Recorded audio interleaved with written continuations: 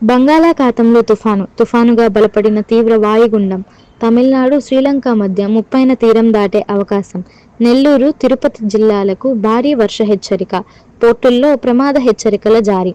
నైరుతి బంగాళాఖాతంలో కొనసాగుతున్న తీవ్ర వాయుగుండం ఉత్తర వాయవ్య దిశగా గంటకు 12 కిలోమీటర్ల వేగంతో కదులుతూ ట్రింకోమలీకి తూర్పుగా 110 కిలోమీటర్లు, నాగపట్నానికి ఆగ్నేయంగా 350 కిలోమీటర్లు, పుదుచ్చేరికి ఆగ్నేయంగా 450 కిలోమీటర్లు, చెన్నైకు ఆగ్నేయంగా 500 కిలోమీటర్ల దూరంలో కేంద్రీకృతమైందని విశాఖ వాతావరణ శాఖ తుఫాను హెచ్చరిక కేంద్రం తెలిపింది.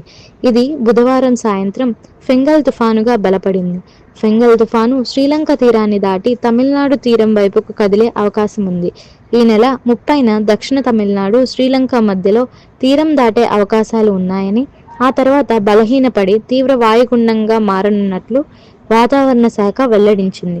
దీని ప్రభావంతో దక్షిణ కోస్తా ప్రాంతంలో పలుచోట్ల గురు, శుక్ర, శనివారాల్లో భారీ నుంచి అతి భారీ వర్షాలు, రాయలసీమలో అక్కడక్కడ భారీ వర్షాలు కురిసే అవకాశం ఉంది. మిగిలిన ప్రాంతాల్లో తేలికపాటి నుండి మోస్తరు వర్షాలు విస్తారంగా పడతాయని వెల్లడించింది.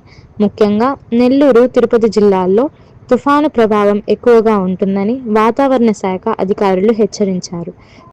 మత్స్యకారులు ఎవరూ డిసెంబర్ 3 వరకు వేటకు వెళ్లొద్దని అధికారులు హెచ్చరించారు.